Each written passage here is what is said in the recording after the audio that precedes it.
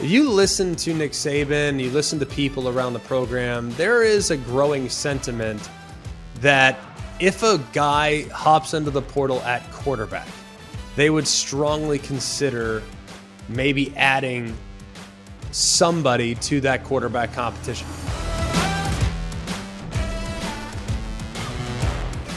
A lot of trends in the SEC that are going to hopefully come to an end. You'll hear about them in just a minute because there are a few that are eye-opening, including one in which one of the highest-paid coaches in America has only beaten one team that won 9 games in the regular season. A lot that we need to get to for sure, but some trends that are hopefully coming to an end in 23. But I'll be honest with you, there's a few that I'm not so sure are going to be concluded here at any point this season. Welcome to a Wednesday edition of Always College Football. Mark Kubiak, I'm Greg McElroy, Jack Foster alongside Jake's with us as well. Great show today. Going to hit those trends that I just referenced. We're going to dive into the mailbag. And if you didn't get a chance to see what went down last week, you need to check out John Rhys Plumlee, the quarterback and baseball player. Right now, he's more of a baseball player than a quarterback. It is the spring season after all, but he goes straight from a baseball game in which he has a couple hits into their spring game where he throws for, 270 and a 70-yard bomb. So a lot that we need to get to with John Rhys Plumlee. He joins the show a little later on as well. One of the coolest transformations you'll ever see. We'll talk about it here in just a minute. But before we do, let's get to some of those trends in the SEC that will hopefully be coming to an end very, very soon. Want to start this segment by giving a ton of credit to Saturday Down South. They do a great job. I go to it all the time. It's a terrific resource for me. It's part of my daily routine. I hit The Athletic. I hit Saturday Down South. I hit 247. I hit all these. I hit ESPN, CBS, Fox. You name it, I hit it. I have 10 tabs open every day that I check, and they are always at the top of my list. So Saturday Down South, I want to give tremendous credit for this because I found this really interesting. Look, there are 7 strange but true SEC droughts that I think could come to an end this season. Now, Connor O'Gara is the person that actually came up with this idea, so I want to give full credit to him. But he went through and found droughts, and I wanted to kind of weigh in as to whether or not I think they could come to an end as well. Let's start with number 1. And this one, some of these, by the way, if you haven't read the article or you haven't listened to some of the breakdowns of these, you're going to be as surprised as I was. Upon first glance, I'm sitting there thinking to myself, there's absolutely no way that this is possible. But it is. Georgia has not had a 1,000-yard receiver since 2002. And that's the only 1,000-yard receiver ever. That is crazy. It's crazy when you really think about that, because I think back to when A.J. Green, George Pickens, Mecole Hardman. I mean, they've had good wideouts. Riley Ridley. I mean, a bunch of really good wideouts. Even the last couple years, Brock Bowers. Brock Bowers almost got there last year, by the way, got to 942. So does that count? Yeah, because he's a 1,000-yard receiver, even though he plays tight end. It's pretty crazy when you think about the fact that Georgia, for as dynamic as they've been in winning ball games, they have not morphed to the point in which they've been an elite passing team. Even with Matthew Stafford and Stetson Bennett and great quarterbacks that have played for Georgia in the last 2 decades, still crazy to me that there's only one receiver, that's Terrence Edwards, that has ever gone over the 1,000-yard mark, and that was 20 years ago. Look at where things are right now, though, okay? We know that Georgia traditionally has been in the mix for running back U, with Noshawn and Gurley and Marino and Chubb and Tony Michel and DeAndre Swift and all James Cook and all the great ones that have come through in the last handful of years. But the receivers aren't quite at the same level as the running backs have been. That could all change this year. Now, Am I going to go as far as to predict a 1,000-yard receiver this year? Yes. I might take it one step further. You ready for this mind-blowing prediction? And this is bold now. I think Georgia has 2,000-yard receivers this year. Now, you're going to say, well, Brock Bowers almost got there last year. Yes, I think he gets there again. I expect this offense to primarily base out of shotgun. I expect this offense to primarily base out of 3 receiver sets and 11 personnel. So 1 tight end, 1 running back, 3 receivers. Now, they're going to spread the ball around. Oscar Delp, Lawson Lucky. There's a few other guys that they're very excited about, but I think there's 2 guys that have a chance to go over. One is Brock Bowers. The other is Dominic Lovett, the transfer from Missouri. Huge believer in his ability. And if they can create the isolations over on the outside, he's going to have a million little catches across the middle where he's going to be able to catch it, turn up, and get 10 yards, 12 yards, 15 yards, etc. So Dominic Lovett, who I think is really going to be poised to have a huge breakthrough, would be the other. So I think this crazy streak comes to an end for the Georgia Bulldogs. Let's move to number 2. The Texas A&M Aggies have not played in a conference championship game in the 21st century. Now, remember, A&M and Missouri jumped into the SEC the same exact year. And remember, Missouri has made not 1 but 2 SEC championship games, and everyone wants to make fun of Texas A&M for the national title drought dating all the way back to 1939. All those things are understandable. But the fact that this team in the Big 12 never got to a conference championship game since 1998 is pretty wild. So they went 14 years in the Big 12 without getting to a conference championship game, and they've now been in the SEC for 10, and they have not been to a conference championship game. Now, when you get thrust into the SEC West, it's pretty tricky, at least in the last decade, knowing that in order to get to the conference title, you had to go through elite LSU teams, elite Alabama teams, great Auburn teams that were kind of scattered throughout the last decade. Obviously, Ole Miss and Mississippi State in the last decade have been as good and as consistent as they've ever been. So it's been tough sledding for the Aggies since they entered the fold. But I think that there are some moments, too, when you look at A&M, and they've kind of been your perennial underachiever. Last year, good example, start the season ranked in the top 10, only to underachieve and fall to a 5-7 record before putting their best foot forward in their final game of the season. So A&M's a difficult team to figure out. I think they bounce back this year, but will they ultimately get to Atlanta as winners of the SEC West? That's one that I think is almost impossible to project. I think that streak continues into a 26th season. Of course, 98, the last time they made the conference championship. Let's go to number 3. Auburn has not had a top 40 passing offense. Top 40 passing offense since 1997. Now, that to me, when I thought about Jason Campbell, when I thought about the great Auburn teams under Cam Newton, even Nick Marshall, I started remembering to myself, I'm like, you know what? Cam didn't exactly light it up through the air. Nick Marshall was a dynamic athlete, but not a crazy efficient thrower.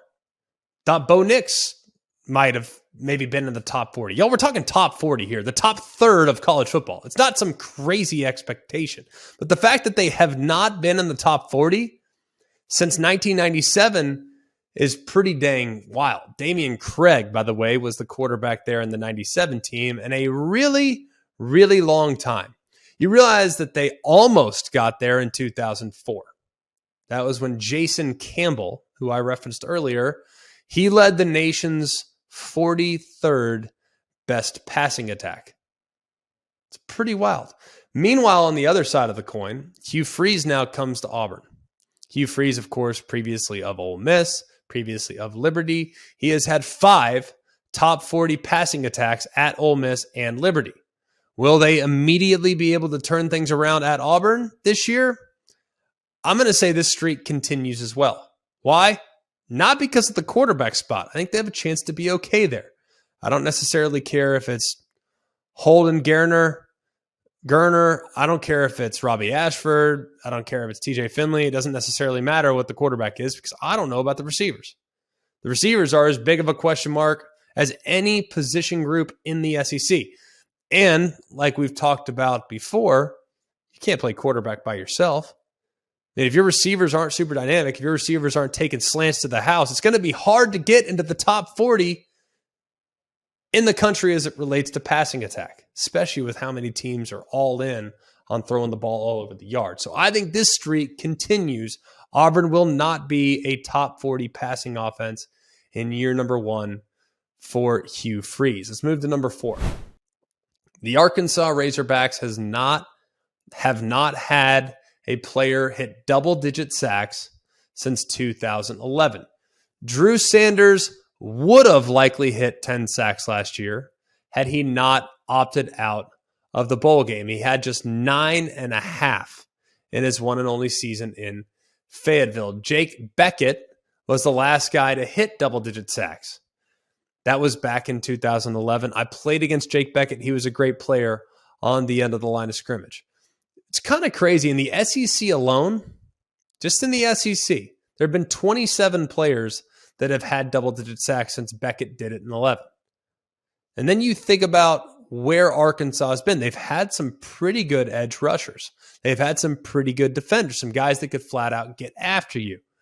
But to think that they haven't had a guy eclipse double-digit sacks, I thought was pretty wild. It was really surprising, to be honest with you. Think about all the guys that have come through under Bielema and Pittman. The last 10 years, there have been a lot of really good defensive linemen.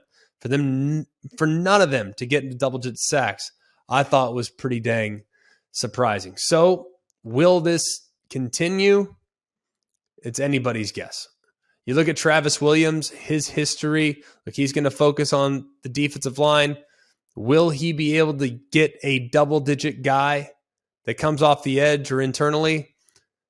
Based on personnel, I'm going to say no. I'm going to say this streak continues into 2024 and beyond. But I do think that this is a position where you just don't know until things get going in the fall. I mean, there's oftentimes a guy where like, yeah, I think this guy's got a chance. For instance, last year, talking to LSU before the first game of the season, like, yeah, this guy, Harold Perkins, I think he's got a chance to be a really good player for us, but I don't know if he's there just yet. And then boom, week 10 of the season, he's maybe the best defender in America, or at least, one of the best young defenders in America. So this is a position that can surprise you.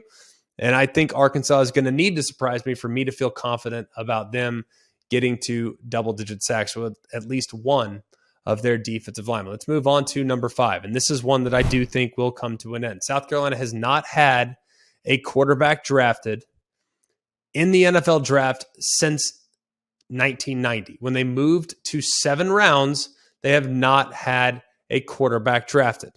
It's pretty wild when you really think about that, because Todd Ellis, who is the radio play-by-play voice of the Gamecocks, was the last quarterback to be drafted in the NFL draft from South Carolina. That was in the 1990 NFL season. That was the 9th round of the NFL draft. Instead, he opted to return to Columbia, and that was 3 decades ago.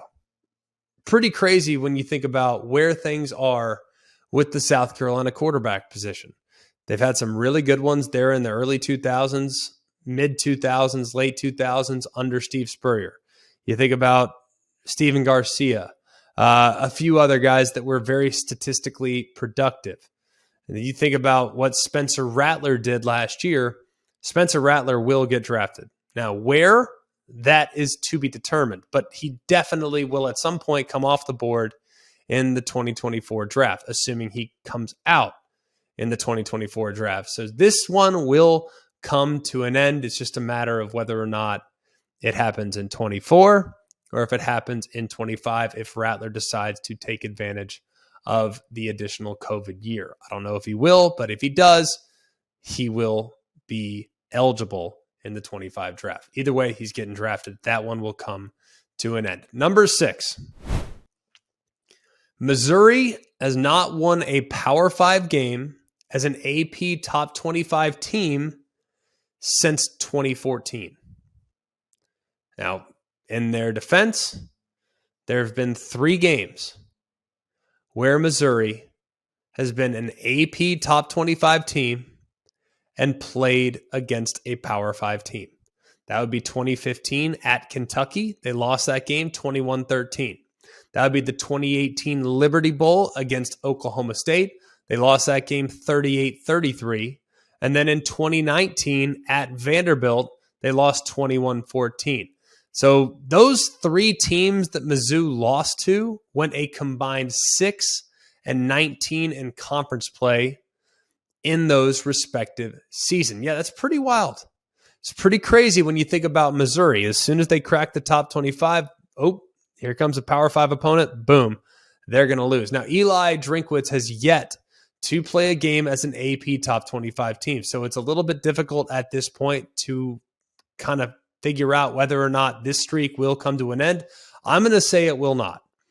This year, I have a difficult time forecasting Missouri getting into the top 25 or sustaining any type of run in the top 25. But either way, I am cautiously optimistic about them being a dangerous team, just like they were last year where they gave Georgia all they want. They did some nice things. I still think that this team has been a little bit inconsistent the last couple of years, and I think there's a possibility they could be a little bit inconsistent again. And you know what doesn't get to the top 25? Teams that are inconsistent. So I think Missouri stays on the outside looking into the top 25 this year. Therefore, this streak continues. And then finally, probably one of the biggest streaks that I was unaware of prior to reading this article. And once again, you can check this thing out at SaturdayDownSouth.com. Lane Kiffin has not defeated a Power 5 team that won 9 regular season games since 2011. And the only one that he beat ever in his career was the 2011 Oregon Ducks. That was the only one that won 9 regular season games that he beat in the Power 5. We can go through the whole list. 09 at Florida, lost. 09 at Alabama, lost. 09 at Virginia Tech, lost. 10 at Stanford, lost. 10 at Oregon, lost. 11 at Stanford, lost. Here's the win, 2011 at Oregon, where Oregon ultimately went on to play for the national championship. No, that was 10. Never mind. So the year after, Oregon went on to play for the national championship. Either way, 12 at Stanford, lost. 12 at Oregon, lost. 12 at UCLA. 12 at Notre Dame. 13 at Arizona State. 17 at Wisconsin. 18 at Oklahoma. You just look at all these different examples of Lane Kiffin being the head coach at a particular school, playing against a Power 5 team, that school ultimately going on to win 9 games in the regular season. So it's pretty wild to think that these wins haven't been more fruitful for Lane Kiffin. He's 1-19 lifetime against Power 5 teams that won at least 19 games, 9 regular season games. 1-19. For as good as Lane Kiffin is, that just hasn't necessarily led to a ton of success against really good teams in the regular season and or in bowl season. So pretty wild when you take that into account. But you also take into account last year. Let's take 2 teams that were very disappointing. Florida Gators, Texas A&M Aggies. Well, the Florida Gators beat Utah in Billy Napier's debut last year. That would qualify as one of these wins. The Texas A&M Aggies, how bad were they last year? Well, Jimbo Fisher led the Texas A&M Aggies to a win against the LSU Tigers in the final game of the regular season. That would qualify as a win. Shane Beamer has 2 wins to his credit last year. That would qualify, Tennessee and Clemson. Josh Heupel has 3 wins that would qualify last year, LSU, Alabama, and Clemson. Both got multiple wins against Power 5 teams that won at least 9 games this past year. Yes, Mark Stoops has 3 such wins in Kentucky, at Kentucky in the last 5 years. So it's going to be really important for Lane Kiffin to adjust and flip the script here. Now, let's be honest. Ole Miss, Tennessee, and USC in between. FAU also being in the mix here as well. those are jobs that they wouldn't necessarily always be able to tackle teams that are going to win double digits. I get that. But still, that's one black eye on the resume that's been exceptional for Lane Kiffin over the course of his tenure. Will it come to an end in 2023? I think it does. I think Ole Miss has a chance to be really dangerous. And I think you look at who they have on their schedule, it wouldn't shock me if they pulled off a pretty significant upset at one point in the season. All right, great running through some of those trends, whether or not they're going to actually continue or if they're going to come to a close this year. Always fun to discuss those things, but it's also always fun to get to the mailbag. We appreciate all the questions you've sent us up to this point. alwayscollegefootball@gmail.com, or you can visit us alwayscfb on our social media. That's on Instagram and on Twitter. So submit your questions. We will get to them. We have a massive list of questions that we're going to get to over the course of the summer. So continue to send those in, and we will get to them as soon as humanly possible. Cubes, where are we going today? All right, the first question comes from Joey in South Florida. He said, did you hear what Mario Cristobal said about his team could look different after the portal window opens? If you're on the roster when a coach says something like that, would you be more willing to transfer or wonder what your spot is on the team? Let's start with a couple things here. You always, as a player, you always want to be told, hey, we value you. Hey, we appreciate you. Hey, we'll do anything for you. You want to hear that, okay? You absolutely want to hear that. So basically, if I were a player on Miami's roster and you're going to sit there and say, hey, you know what? We're not going to go to the portal for your position. We feel good about your contributions this fall. That would make me feel great. But guess what? This is not real. This is not real world. Like back in the day, yeah, you would have to massage some egos. But now, hey, you don't like it. Don't let the door hit you on the way out. We'll bring somebody in that is willing to compete for the job. And I think as a player, at your core, you want to earn it. Some guys don't. I can't speak to everybody. Some guys want to have it gift wrapped and handed to them. But most competitors, most people that you want on your roster expect to earn their position and expect to earn their playing time. Why? Because that's the way things are. You expect to earn it. Hey, I'm going to play 60 snaps in this game at defensive tackle because I earned it. Okay, I earned it. I played great in practice. I played great in scrimmages. I beat out the competition. And now I'm a starter and have the opportunity now to lead our team into a new era under Mario Cristobal. So while it would be nice to be told, hey, yeah, we're great with your position, I also know too, if I'm playing 60 snaps at defensive tackle because my backup stinks, that's not good for me. That's ultimately going to get me exposed. So I also acknowledge that them going to the portal to fortify my position not only is going to make the position group stronger from a depth standpoint, it's also going to take some of the pressure off of me to perform at an insanely high level for 60 snaps a game. When I can give you 45 incredible snaps, I don't know if I can give you 60. Well, if I know the guy that's behind me can also give you 45 great snaps as well, that only makes us better collectively, takes the pressure off of me, gives me a little bit more rest, and allows me, when I go on the field, to put my best foot forward as opposed to playing through exhaustion like so many guys have to do in the fourth quarter of football games. So I think Mario Cristobal is handling it the right way. Hey, you earn your position. We're always going to try to improve. We're always going to try to attract better players. The better players that we bring in, the better it's going to make you. And the better you become as a player will ultimately give you an opportunity to play at the next level and beyond. So that, I think, is understood throughout college football. And if you don't like it, then maybe college football is just not the thing for you. All right. Next question comes from Paul in Alabama. With the new transfer portal window open, which title contender do you think will make a move, and who would they go after? Well, I think that there's a bunch. If you already listened to Nick Saban, we'll start with Alabama for a moment. Of course, they're going to be in the national title picture. If you listen to Nick Saban, you listen to people around the program, there is a growing sentiment that if a guy hops into the portal at quarterback, they would strongly consider maybe adding somebody to that quarterback competition. Right now it's Jalen Milroe, it's Ty Simpson. It's anybody's guess as to whether or not the freshman Eli Holstein and others are really involved in the competition. But at this point, and granted, all of that can go away with a terrific A-Day game performance, which comes up here in a few days on Saturday. Ty Simpson goes out or Jalen Milroe goes out and they ball out. Maybe that totally changes things. But for instance, if a great, elite, difference-making quarterback finds their way into the portal, I think that there's going to be a few different teams that would potentially consider bringing him in.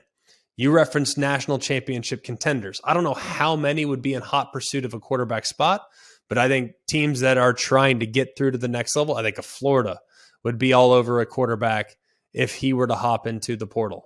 I think you could find a scenario where, day one start, I think Auburn would be another team that would be really intrigued by adding a quarterback in the portal. A handful of others. I think Penn State. I know Drew Aller might be the guy, but a little shaky and have some things that need to figure out. I think Penn State, if a difference maker jumped in the portal, they would consider it, possibly at least adding to make that competition a real thing. So I think all those teams would be active in the portal. It just depends on who goes in, because you don't want to disrupt the chemistry that you have in the quarterback room. But if you could immediately improve your situation by bringing in a guy that has starting experience, that has played at a high level, and he could potentially take the reins of your quarterback position, I think that's something you always got to keep your eye open for.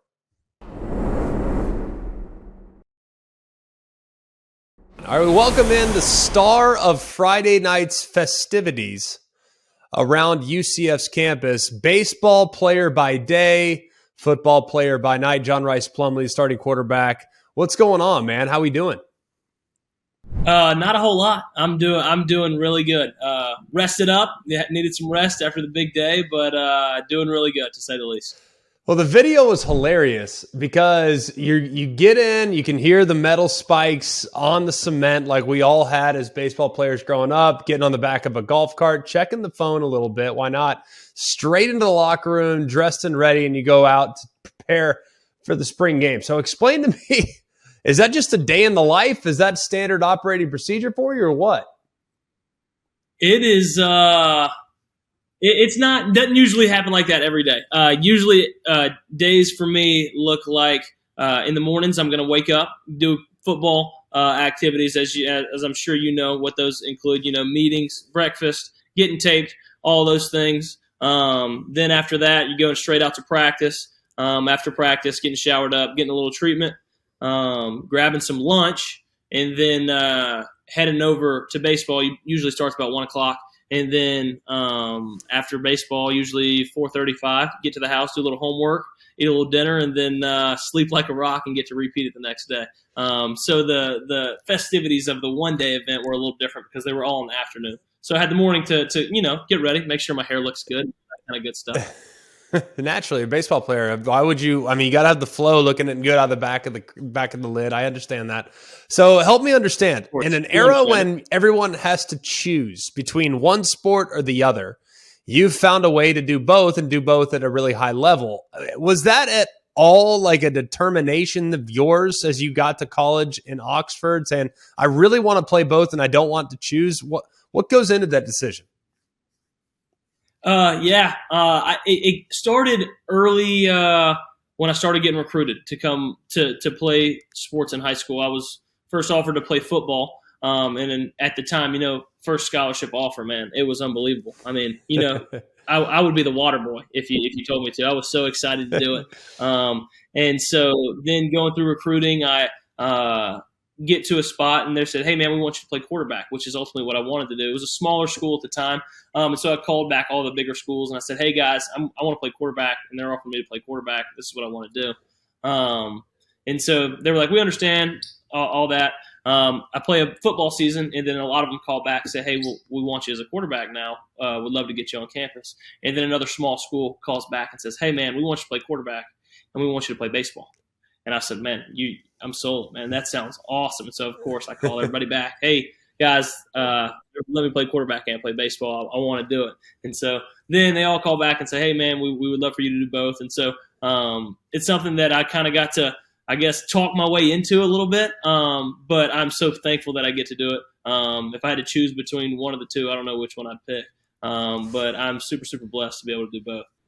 Doesn't sound like you need to pick. I mean, you go 2 for 3, including a couple RBIs and a 12-3 win. You leave after the 7th inning. You said it's 7 minutes, by the way. Is that accurate from the time you walked off the diamond to the point in which you were able to go out onto the field? I'm not buying that for a second. 7 minutes to get changed between the two? World record. I don't think anybody has done the baseball game to spring game. So I might be the only one to do it. So I'm going ahead and claiming my world record. That needs to be my name in the record books. No, but they said it was 7 minutes. I don't know how long it was. It was quick because as you saw in the video, I'm running to the golf cart. We get to the golf cart and then get to the locker room and it was awesome. I mean, it takes a ton of people to make something like that happen, right? So the coaches have to coordinate. Kenny, my buddy that was driving the golf cart, he was ready to roll. The equipment guys, Brad and CJ, having my stuff ready over at football, just for me to be able to slip on. And so it took a lot of people for it to make happen. But, hey, I'm glad that we got to do it. And that's what I was told. 7 minutes is what I was told, and so I'm sticking to it. Why not? If it was 17, doesn't matter. Speaking of 17, you went 10 to 17, 230, a couple touchdowns, including a 70-yarder in the actual spring game itself. Do you have to adjust? Because I remember when I was throwing a baseball, it was almost like a little bit of a different release. Football, you're like this. Baseball, you're a little bit more forward. Do you have to get a couple throws in when going from baseball to football just to like find that release point a little bit? Yeah, most definitely. I got obviously, run out of the locker room, get to the sideline. I grab a football, and first thing you want to do is start throwing and warming up. And for me, just like you, it's there's a little bit something different about the stroke, from football to baseball. And so when I grabbed the football to start throwing it, the first couple came out funny. They were spinning funny for sure, throwing them like a baseball. But it took me a couple throws, but eventually got back into the rhythm of it, and then got right into the game and went from there. Oh, you guys had a great first year. Obviously, a very exciting year coming up this year as you guys transition into the Big 12. You've played Power 5 football. UCF's played at a Power 5 level for a really long time. What have the guys asked you about this transition and the level of competition that y'all are now going to face on a week-to-week basis? We're obviously super stoked at UCF, and the guys and the football team is super, super excited to be going into the Big 12. We're going to be I think have a lot of success, especially with the team that we have, and the offense that we have with Coach Henshaw and Coach Malzahn, and the talent that we got around is pretty special, I think. And a lot of those guys, Kobe Hudson, for example, came from Auburn. Javon Baker came from Alabama, and so a couple of those guys kind of already have an understanding of I guess playing Power 5 football, but like you said, UCF has been playing at a high level for a long time now. And so I think guys kind of have a grasp of the expectation that we're trying to exceed, and trying to set the standard. But from what I have felt, it's nothing but excitement, and the guys are ready to roll going into it. Now that spring football is officially put in the books, what would you say is the one thing that Coach Malzahn stressed to you guys about what you need to focus on or make a priority over the course of the summer when the players really take ownership over the team itself? Yeah, you hit it right on the head. At this point in time, it's kind of when the coaches, their last coach's little hoorah, and then they have to step back for a long period of time, and it turns into nothing but players. It's player run, and I feel like the best teams get the most work done in this part of the season. And I'm really, really excited because I know that we have some really, really good leaders on this team. Starting with each position group, we got older guys like Lakahi with the O-line, and obviously Kobe and Javon with the receivers, and on the defensive side of the ball, Drop, and some older guys on the back end as well, like Jarvis Ware. And so a couple of leaders to name them, but I think leadership at this point of the season really means a lot moving forward. And finally, we'll get you out of here with this. Look, you're from Hattiesburg, Mississippi. I grew up in Big 12 country, so like we kind of switched places. Like the Big 12 was like my go-to, man. From Dallas-Fort Worth, you grew up deep in the SEC footprint, but now you get to play against some of those teams in the Big 12. And I know you've looked at the schedule. You go to Kansas State, you go to Oklahoma. Baylor comes to the bounce house. I mean, you get a bunch of neat games in your own backyard as well. So is there a game that you're just really excited about experiencing, knowing that you're kind of jumping into a new league and your teammates are going to have this opportunity and platform for the first time? They're obviously looking at the schedule. There's a couple that you're really excited to go to. I'm excited to kind of see the stadiums of some of these, and be able to tell my kids one day, hey, I got to play there, and hopefully tell them I got to have a good game there as well. So, as always, the answer. It's the next one. It's the first one, the opener with Boise, and we're super stoked to get it rolling, and then from there, you know how it is. It's like chopping wood week by week, and so. But there are some games that you got circled like, hey, man, those are going to be cool to go to. Oklahoma, like you said, Kansas State, going to be awesome places to see. Really get you fired up and excited about it for sure. Well, it'll be awesome, man. We're excited for you. You got Kent State, Boise, all kinds of great games to look forward to next year. Have a great rest of the baseball season. I don't think I need to tell you that based on the performances recently, but we look forward to seeing you in the summer and fall camp, my friend. Sounds like a plan. Appreciate y'all. God bless.